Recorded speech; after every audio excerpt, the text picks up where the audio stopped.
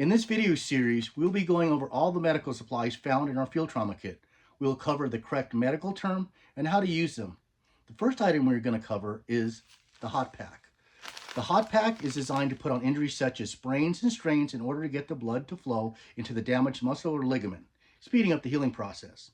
It can also be used to reverse hypothermia, which is when the body temperature drops below the normal operating levels, which is the main reason we have included it in our kit.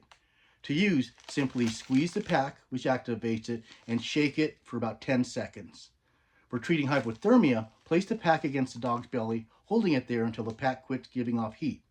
It is designed to be used in conjunction with our emergency blanket found in our aid kit. To use for possible sprains or strains, place the pack directly on the affected extremity. If you feel it is too hot to put against the dog's skin, wrap the pack with a bandage roll, creating a layer between the pack and the dog skin.